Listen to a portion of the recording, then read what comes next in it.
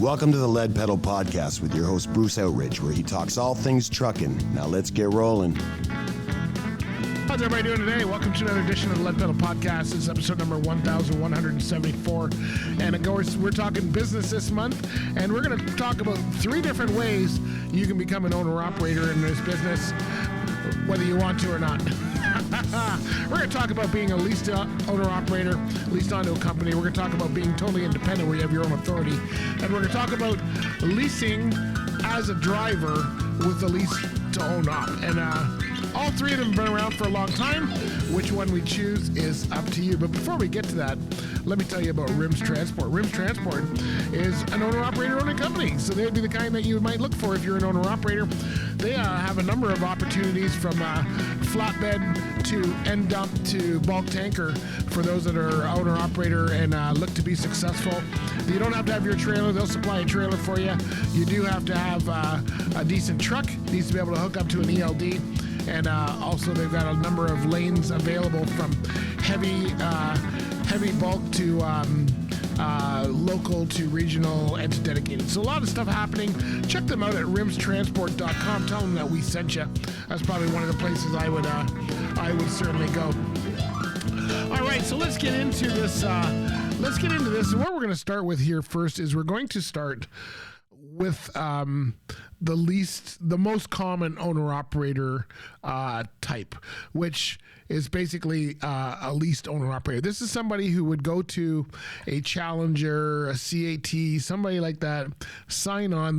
You own the truck, you go on to a company, you run under their authority, so they put their name on the door, their MC number, all of that kind of stuff, and you run under them. They usually dispatch you, they'll supply you with trailers, they will, probably safety train you, they'll probably give you fuel cards and take it back off of your account. All that kind of stuff is going to be what a leased owner-operator would handle. So you own the truck, you can own the trailer in some instances. You got the company name on the door, you run under their authority, like I just mentioned. You're dispatched by the company. You're paid by the company according to their contract or their pay schedule, whatever that might be.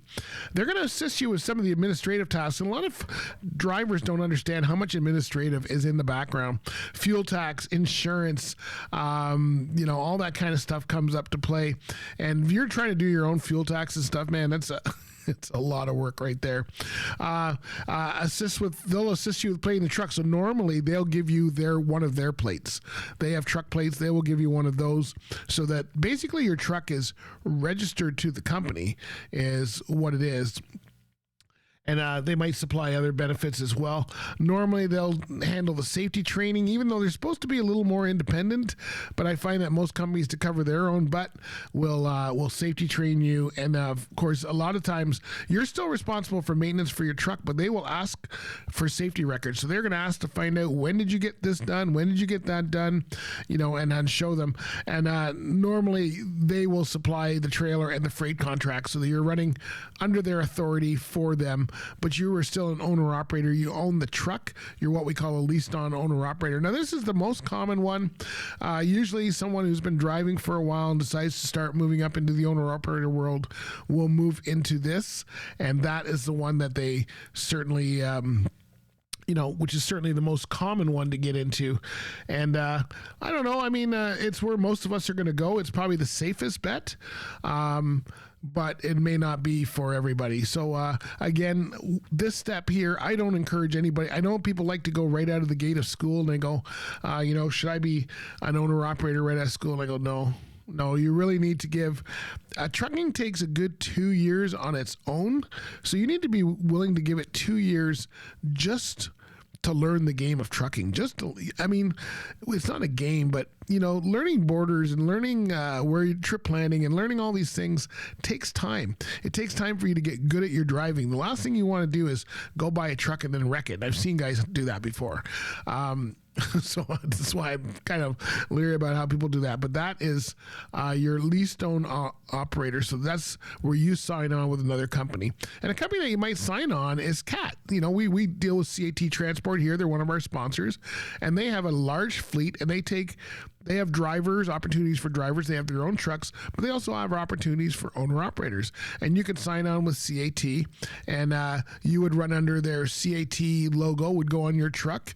They probably put their plates on your truck, and then you would be dispatched by CAT, and you go up and down the road. Now, you still have some of those, the benefits. The benefits to being an owner-operator. Oh, by the way, go to cat.ca to learn more about that. That was actually kind of a bit of a sponsor break at the same time. The one thing you have to watch with becoming an owner-operator is, why are you becoming an owner-operator? If you're just becoming an owner-operator because you want to drive a certain kind of truck or something, that may not be worth it for you. Owner-operator does allow you a little more time constraints as far as more flexible time, where you can take a day off when you want, or you can take a vacation when you want, and you don't necessarily have to be on the company's schedule, if you will.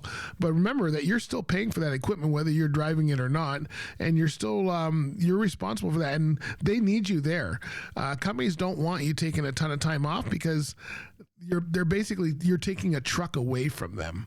And so that's one of the things you have to watch. So when we come back, I'm going to talk about independent owner-operators and why that might be important for you. So stay tuned.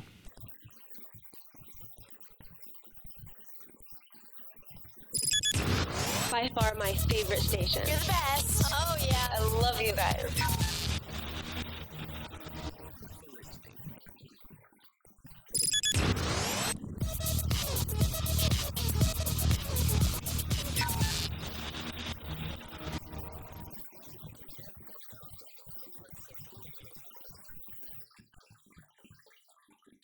All right, so we've talked about the leased on owner-operator. Let's talk about the truly independent owner-operator. This is the step that people take once they become an owner-operator. They've been an owner-operator for 5 to 10 years. I don't suggest this step doing it for under 10 years. All right. So the first one we talked about, the leased owner operators, 5 years. Once you get into trucking, if you think of here's the way it works. You get into trucking. Let's say you're at a trucking school. You're at day one. All right. You finish your training. 2 years. You should go work for a company. You should just be a company driver for 2 years and go and learn trucking. After that 2 years, I say anywhere from 3 to 5, depending on the person, because you are becoming a business owner when you become an owner operator is not that easy to do. After 3 years, if you are really you're doing good in the industry and you're excited and you like what you're doing, then maybe you move on to being an owner operator. At that time, I would move into a leased owner operator, which is the one we just talked about, to where you run under somebody's authority, because that's going to be the safest for you. That's going to allow you to learn the business of being an owner operator, but have some safe havens there. Like if you're independent, you run out of fuel money, there's no fuel. A company will probably extend you some credit if you're running under someone's authority and give you a fuel card, and then it'll come off your statement, but it could come off a couple statements. So it's things like that are the difference between a leased owner operator and independent. So let's talk about an independent. What is an independent owner operator? A true independent owner operator has their own authority. So when the plates that you have on and the MC number, the motor carrier number, those are all unique to a carrier. The plates are unique to a truck. So if let's say you have one truck and you decide you're going to go totally independent. Well, if you go totally independent, that means you have to have your truck. It means you have to have a trailer. You're going to be responsible for all of your insurance. You're going to be responsible for all of the maintenance records and all of the maintenance. You're going to have to find your own loads and your own customers and your own dispatch. You're going to be required to do your own fuel tax reporting and all the administration of hiring people and bringing them on and making sure all that HR stuff, which I hate, is all in there.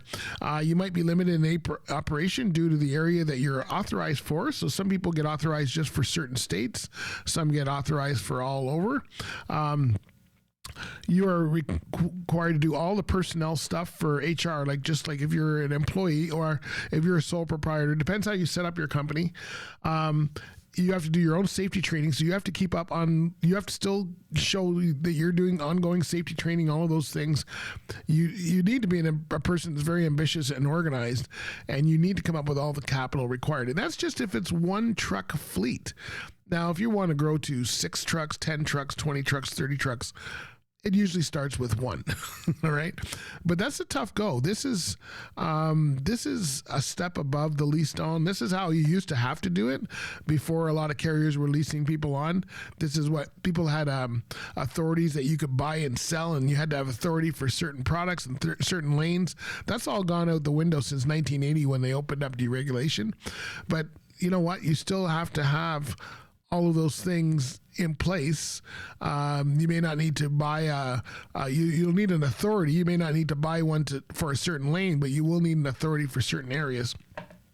So there's a lot more involved in this, and I don't suggest anybody under 10 years of trucking get into being their own authority. And I know people like to do it sooner, and yes, it can be done sooner if you're the right person, but I don't suggest anybody get under this for under 10 years, because this is basically starting your own trucking company, and just from ground up, right? You know, you might need office space, you might need maintenance space, you might need to find a location to, like, this is your own trucking company. This is not leased on with one of these bigger carriers like a CAT or something like that. So it's a very, very big step, and one that I don't suggest everybody takes, because there's a lot to it. We just went over some of the highlights there, but things like fuel tax reporting, you either have to get, that's very involved. So either you're going to spend all your weekends doing fuel tax reporting, or you're going to have to find someone to do that. A lot of drivers that have a 1 truck fleet, 2 truck fleet, 3 truck fleet will have somebody that handles the dispatch for them, fuel tax, the administrative stuff. You almost need to have an office person there, and that is really, you know, depending on where you are in the whole game. So be careful of that, because that's something that's going to be different for everybody. But that's independent trucking. That's becoming an independent owner-operator, and again, not something I would take on lightly if I was the one doing it, for sure. So you want to make sure you check that out. All right, when we let me tell you about RS2000, because you're going to need someone to do your taxes. Did I even mention that? That's right. If you're an owner-operator, especially if you're an owner-operator that's independent, but for sure one that's even leased on, you're going to need some tax help. RS2000s, where we suggest you go, they specialize in farming and trucking, and so they're going to know what you can write off, what you can't write off, and they can guide you the best, and you want to look into them. And rs2000tax.com is where you go. Let them know that you they come to you. The cool thing is they come to you. They're in Caboca, Ontario, but that's by London. You don't need to go there. They're going to come to wherever you are in Ontario, and they've got coaches and tax people all over the country, all over the province, that help you do what you got to do. So you certainly want to go there. They work with fleets, they work with independents, everything else. So all right, so let's take a little break here. When we come back, I'm going to share with you what it's like to be on a lease to own program, because that is totally different.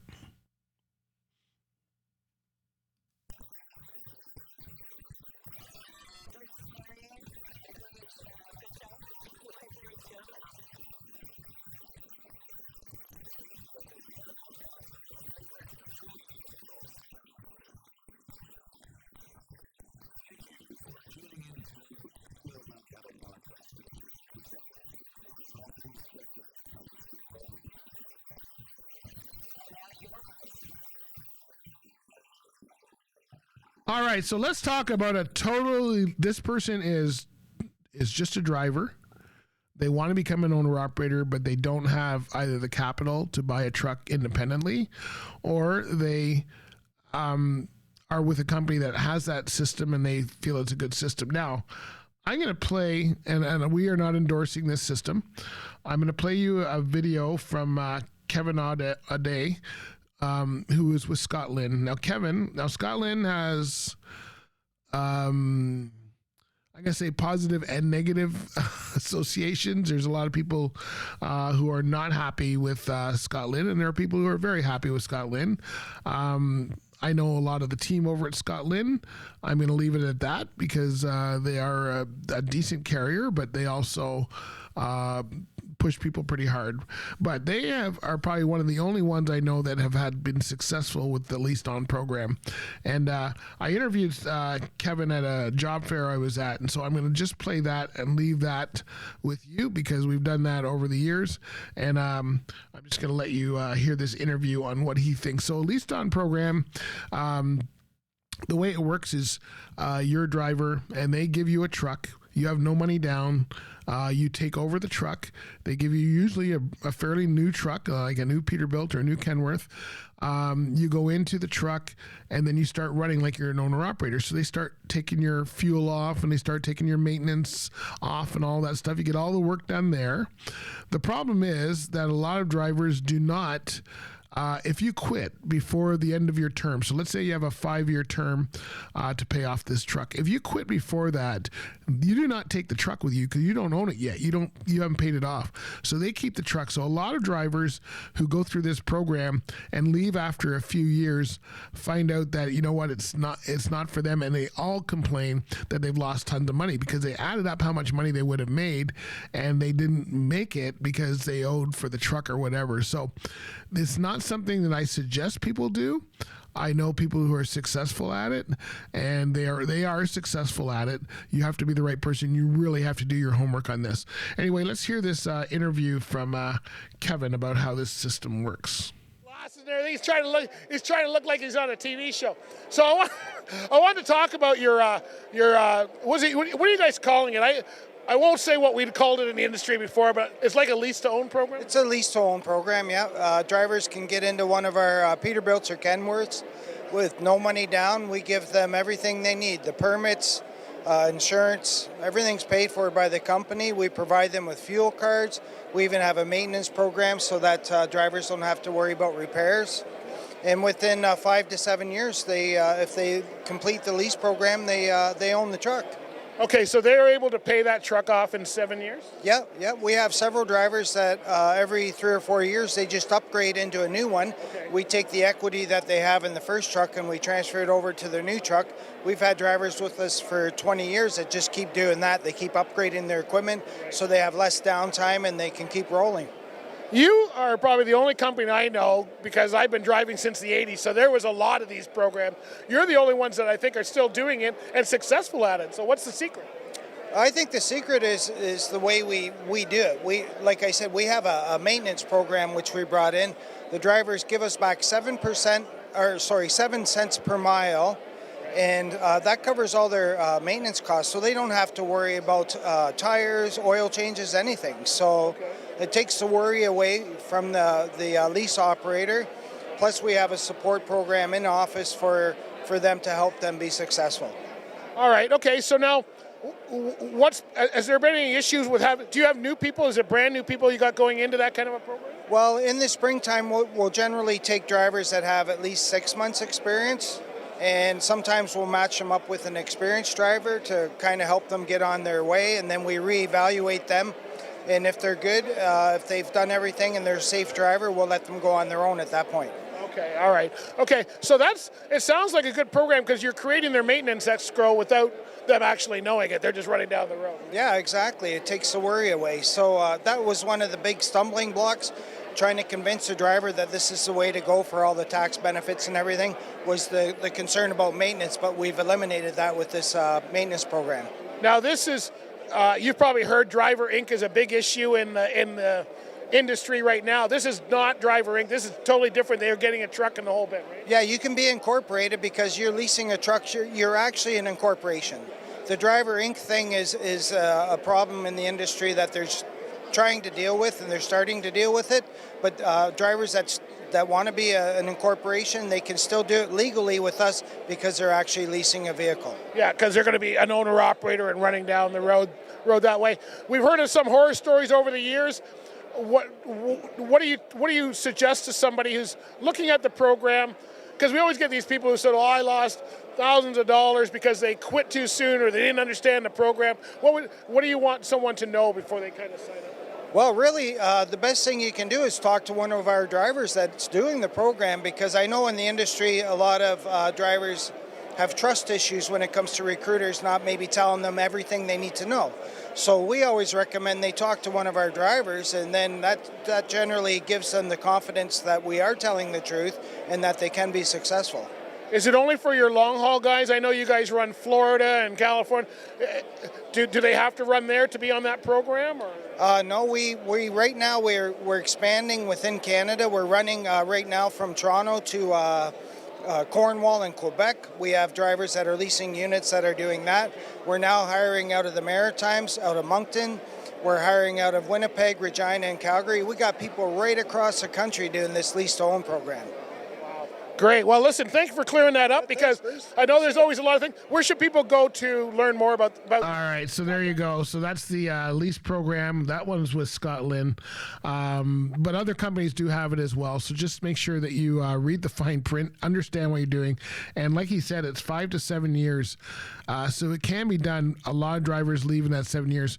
You are tied to that company. You cannot take the truck to another company. It's tied to that company. So you have to complete that there. So as long as you're happy there and you're willing to stay there, you can do very well. It's a way of getting into becoming an owner-operator if you don't have money down, but just be careful what you're doing and know what you're doing.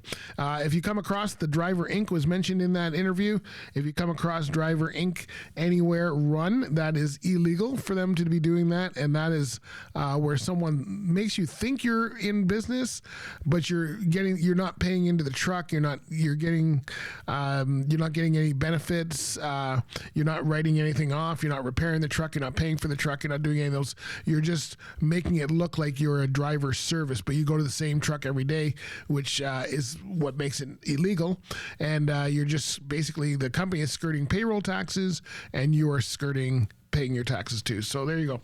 So those are two of the things that some of the things you have to worry about, but it's a good business to get into if you want to become an owner operator. A lot of people are successful at it. So hopefully this helps you decide which one's best for you.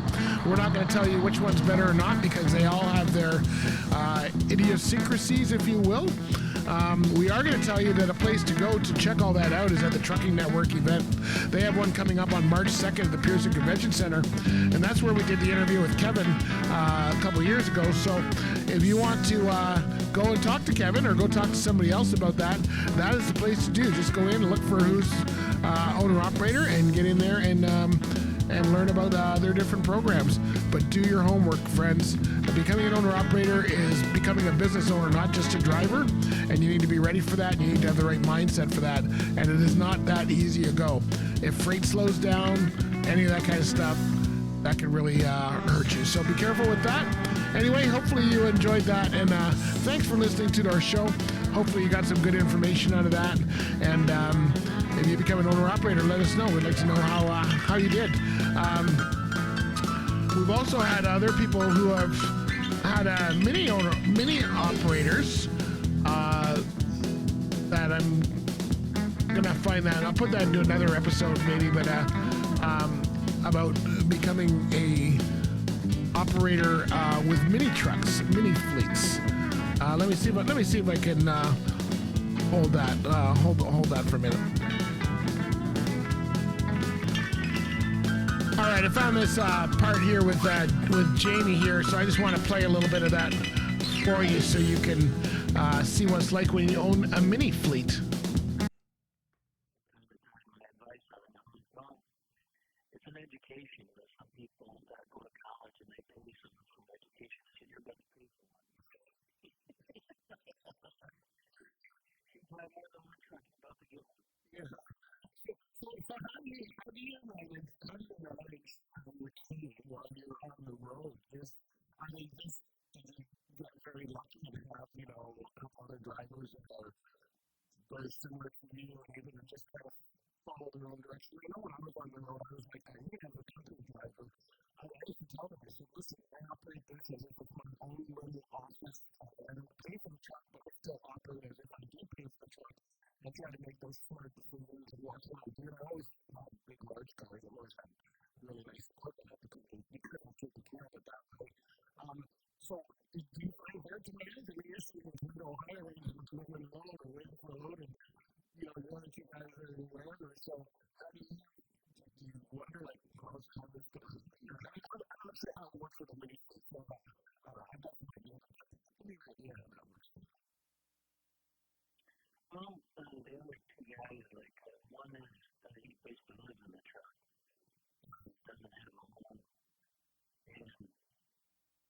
does the best he can. He's got a lot of habits that he's picked up over the decades of driving, and I'm trying to change.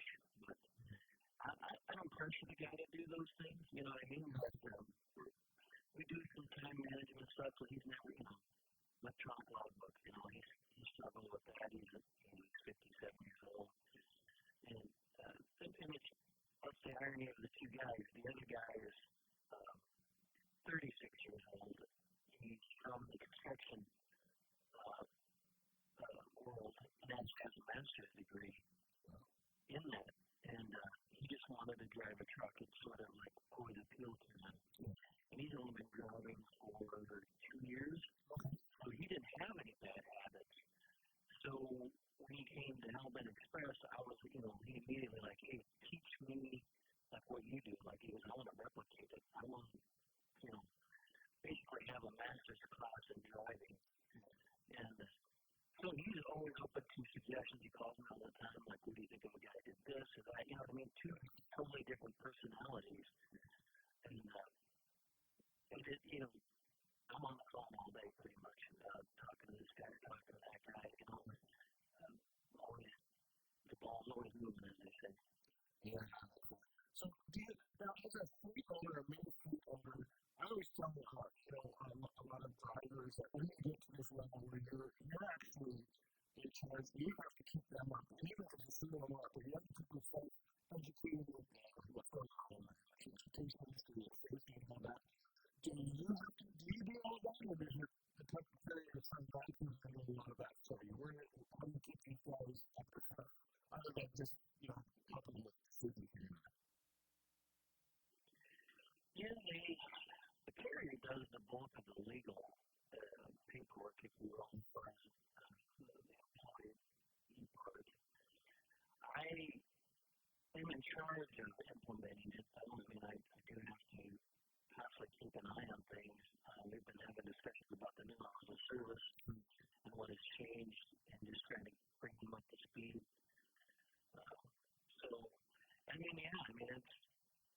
I enjoy the challenge. That was the whole reason I did it. It wasn't even about financial reward as much as the challenge of it. Wanting to learn more about the industry, because it's one thing to have an opinion as a company driver and then an opinion about being an owner-operator for a single truck.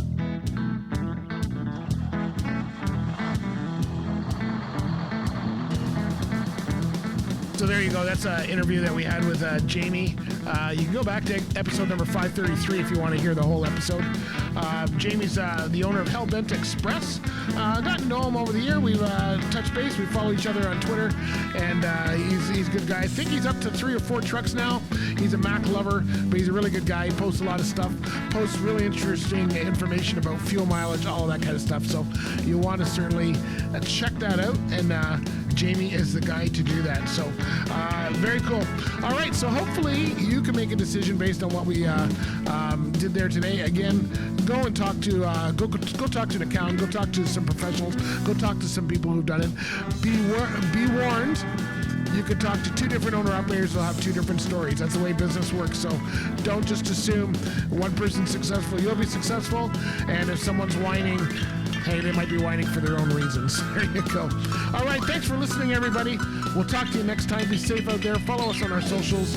We're on Instagram, Facebook, Twitter, TikTok, LinkedIn, X. And we'll catch you next time. Here we go. This has been another episode of the Lead Pedal Podcast. For more information or to subscribe to the podcast, visit theleadpedalpodcast.com and be sure to follow the podcast on Facebook and Twitter.